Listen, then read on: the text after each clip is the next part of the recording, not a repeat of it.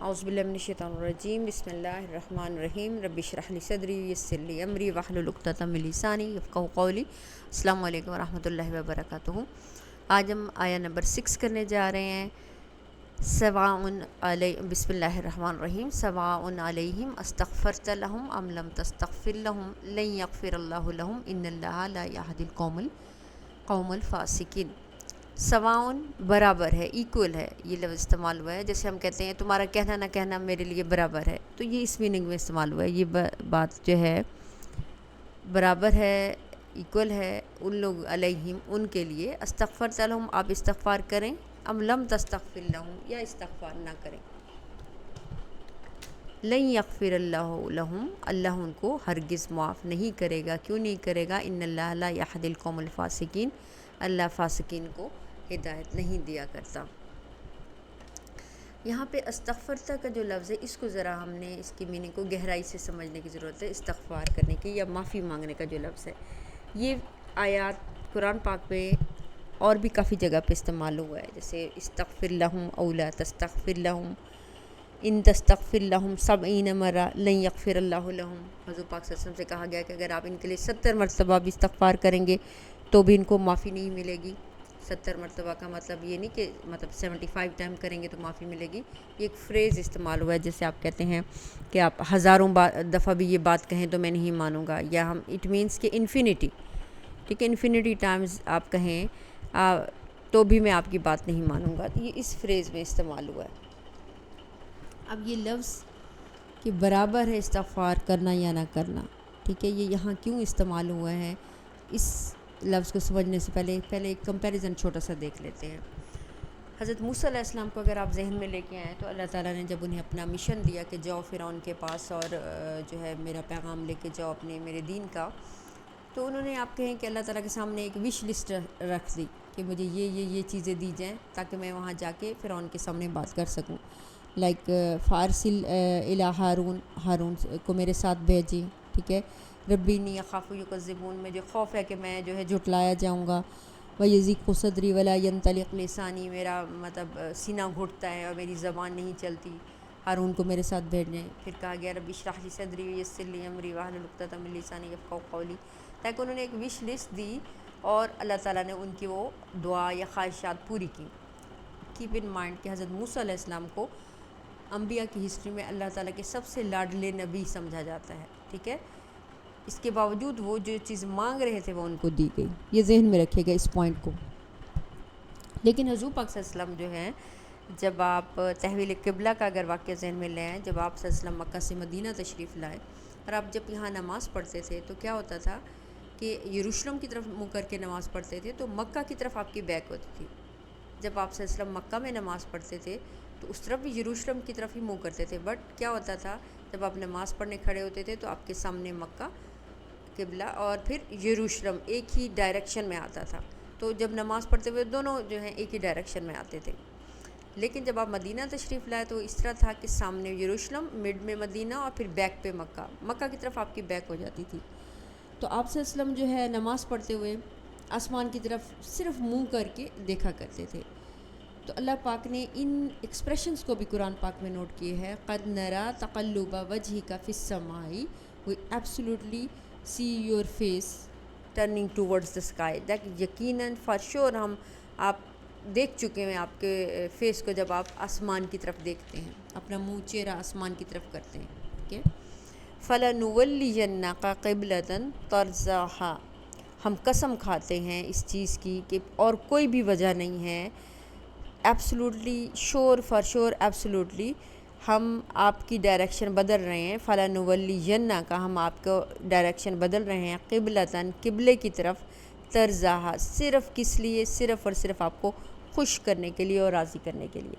Like آپ یہ دیکھیں کہ اللہ کے نبی نے زبان سے بھی نہیں کہا، دعا نہیں مانگی، صرف دل میں خواہش تھی، جب آسمان کی طرف دیکھتے تھے تو دل میں خواہش ابھرتی تھی کہ میں مکہ کی طرف منہ کر کے نماز پڑھوں، ٹھیک ہے۔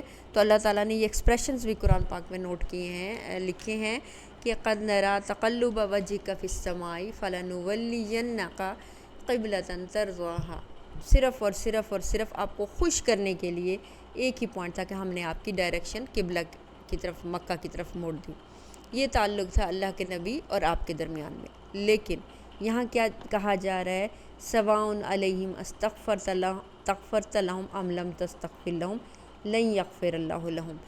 آپ ان کے لیے استغفار کریں یا نہ کریں، آپ ان کے لیے ہزاروں مرتبہ استغفار کریں، لاکھوں مرتبہ کریں، میں ان کو معاف نہیں کروں گا. اللہ کے نبی کی شان دیکھیں کہ جب روز قیامت کوئی بھی شفاعت کے لیے نہیں ہوگا، اس انسانیت ایک نبی سے دوسرے نبی کی طرف بھاگ رہی ہوگی. حضرت آدم علیہ السلام کے پاس جائیں گے کہ آپ اللہ کے سامنے شفاعت کریں، تو حضرت آدم علیہ السلام فرمائیں گے کہ نہیں، میرے سے تو غلطی ہوئی تھی جنت میں، ٹھیک ہے، میں تو شیطان کے بہکامے میں آیا تھا، میں اس قابل نہیں سمجھتا خود کو. پھر حضرت نوح کے پاس جائیں گے تو حضرت نوح علیہ السلام بھی فرمائیں گے کہ میرے پہ اللہ تعالیٰ نے جو ہے مجھے تنبیہ کی تھی جب انہوں نے اپنی بیٹے کے لیے دعا مانگی تھی.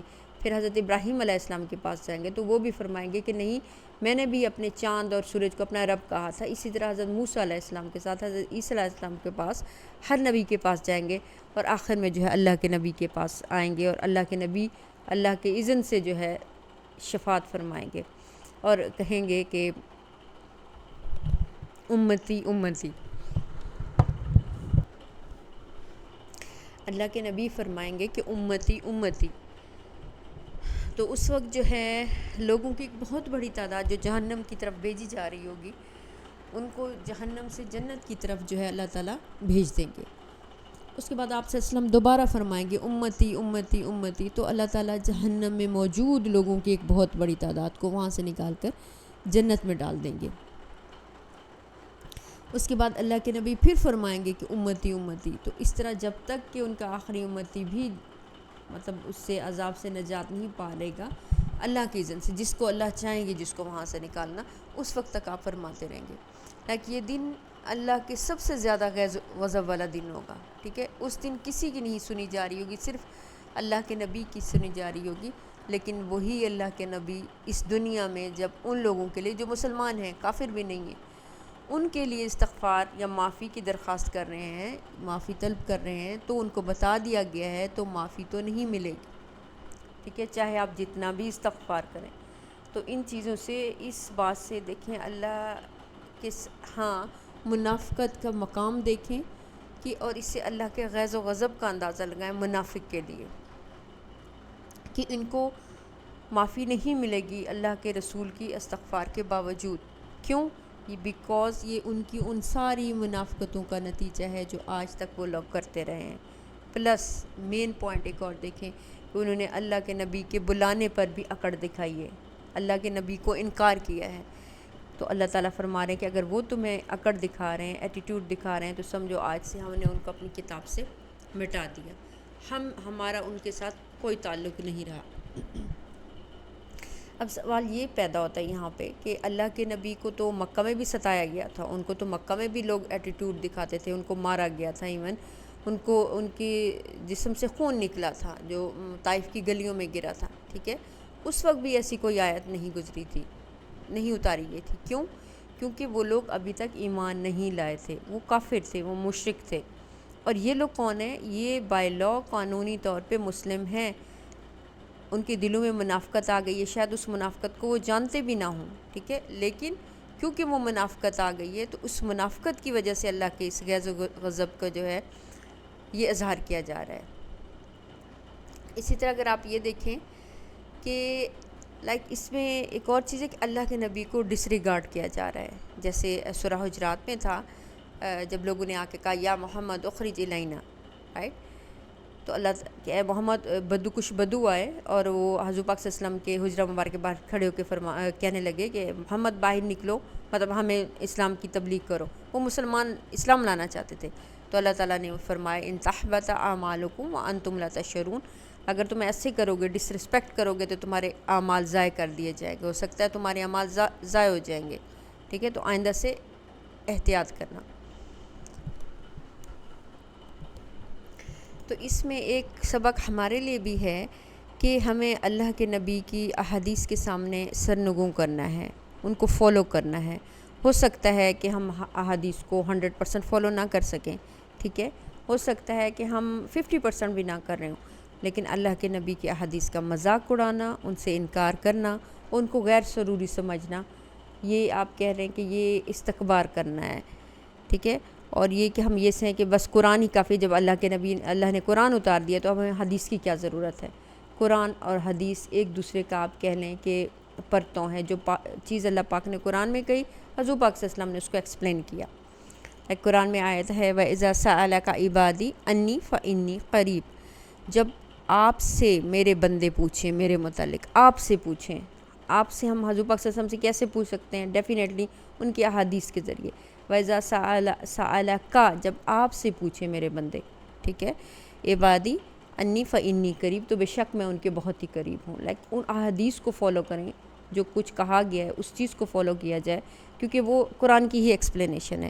تو یہاں جو ہے آپ اس لفظ کی اپنے لیے اپلیکیشن دیکھیں کہ کب ہو سکتا ہے کہ اللہ کے نبی کا استغفار بھی کسی امتی کے کام نہ آئے۔ تو یہ لفظ بہت زیادہ گریوٹی لیے ہوئے ہیں۔ ان اللہ لا یہدی القوم الفاسقین، بے شک اللہ ہدایت نہیں دیتا فاسقین کو۔ اب فاسق کا جو لفظ ہے اگر آپ دیکھیں تو یہ دو میں اس میننگ میں استعمال ہوتا ہے۔ اس کا روٹ لیٹرز میں اگر آپ جائیں تو یہ کھجور کے اندر سے جو اس کا پلپ ہوتا ہے وہ نکلا جائے، اس کے چھلکے کے اندر سے جو اس کا پلپ نکلتا ہے اس کو کہتے ہیں۔ یا پھر اگر آپ کوئی فروٹ دیکھا کریں، فسق کا جو ورڈ ہے اس کی میننگ میں آپ کو بتا رہی ہوں، اگر کوئی ایسا فروٹ جو خراب ہو چکا اور اس کے اندر سے پلپ نکل رہا ہو، ٹھیک ہے، تو اس میننگ میں فسق جو ورڈ ہوتا ہے یہ اس میننگ میں استعمال ہوتا ہے، اس کو ذہن میں رکھیے گا۔ اب یہاں پہ جو ہے کیوں استعمال کیا قوم الفاسقین کیوں آیا ہے؟ لائک کرپشن، جو کرپٹ پیپل تھے، وہ جو ان کے اندر کی گندگی تھی، جو ان کے اندر کی کرپشن تھی، وہ باہر نکل آئے۔ جب سامنے ظاہر ہو جائے تو اس کو آپ فاسق کہیں گے، ٹھیک ہے۔ اور یہاں پہ اگر آپ دیکھیں حضور پاک صلی اللہ علیہ وسلم کو کیسے نظر آئی ان کی وہ فسق جو تھا ان کے اندر کا، کیسے نظر آیا؟ جب وہ بار بار سر کو جھٹک رہے تھے، جب لوگوں کو روک رہے تھے، جب تکبر سے مستکبرون تھے، ٹھیک ہے۔ فاسق میں دیکھیں کیسے ان لوگوں کو اندر سے کرپشن ان کی کیسے باہر آ گئی کہ یسدون، ٹھیک ہے، وہم مستکبرون، ٹھیک ہے، لووا رؤوسہم، اپنے سروں کو استکبار سے ہلا رہے تھے، یسدون، اور لوگوں کو روک رہے تھے، وہ مستکبرون، اور استکبار کر رہے تھے۔ جب یہ چیزیں اللہ کے نبی کو نظر آئیں، ٹھیک ہے، تو ان کو قوم الفاسقین کہا گیا۔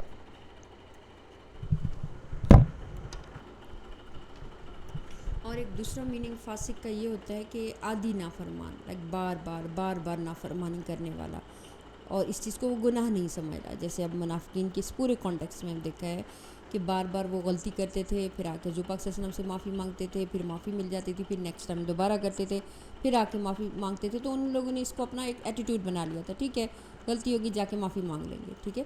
تو اس چیز کو بھی فاسق کے ایک اور میننگ یہ بھی استعمال ہوتا ہے، ان کے اندر کی کرپشن بھی باہر آ گئی، ٹھیک ہے، اور دوسرا جو وہ عادی نافرمان تھے، اس چیز کو گناہ بھی نہیں سمجھتے تھے، اس کو ایک انہوں نے لائف سٹائل بنا لیا تھا۔ ایک اور چیز اس آیت میں دیکھیں، ان اللہ لا یہدی القوم الفاسقین، کہ اللہ فاسقین کی قوم کو ہدایت نہیں دیتا۔ اس سے ایسا لگ رہا ہے کہ اللہ تعالیٰ ہدایت نہیں دیتا، ٹھیک ہے، اللہ ان کو ہدایت نہیں دینا چاہتا، ایسا نہیں ہے، بلکہ اس میں یہ ایٹیٹیوڈ ہے ان کا، کیونکہ وہ نافرمان ہیں، وہ بار بار خود ہی نافرمانیاں کرتے ہیں، ٹھیک ہے، بار بار اس چیز کو آ کے حضور پاک سے معافی مانگتے ہیں، اور اس چیز کو کوئی سیریس نہیں لیتے۔ یہاں بھی اگر آپ دیکھ لیں تو حضور پاک صلی اللہ علیہ وسلم کو ڈس رسپیکٹ کیا جا رہا ہے کہ ٹھیک ہے اللہ کے نبی سے معافی مانگ لی، دوبارہ جا کے مانگ لیں گے، ٹھیک ہے۔ یہ چیز ایک آ گئی کہ ڈس رسپیکٹ ہونے کی وجہ سے ان کو ہدایت نہیں دی جا رہی۔ دوسری چیز یہ آئی کہ وہ خود ان چیزوں پہ غور و فکر نہیں کرتے، سوچ بچار نہیں کرتے کہ اپنے ایٹیٹیوڈ کے متعلق، اور یہ ساری جو بیک گراؤنڈ آ رہا ہے اس کے متعلق وہ سوچتے نہیں ہیں، اور نہ اس چیز کو وہ ہے، نہ وہ کوئی وقت دیتے ہیں، نہ کوئی ٹائم دیتے ہیں۔ تو اس وجہ سے اللہ تعالیٰ بھی ان کو کوئی ہدایت نہیں دے رہا اپنے ایٹیٹیوڈ کے متعلق۔ جب وہ اس کو بدلنے کا ہی نہیں سوچتے کہ میں یہ کیوں کر رہا ہوں، ٹھیک ہے، غور و فکر نہیں کرتے میں یہ غلط کر رہا ہوں، تو پھر اللہ بھی ان لوگوں کو ہدایت نہیں دیتا۔ بارک اللہ لی و لکم فی القرآن العظیم، ونفعنی و ایاکم بالآیات و ذکر الحکیم۔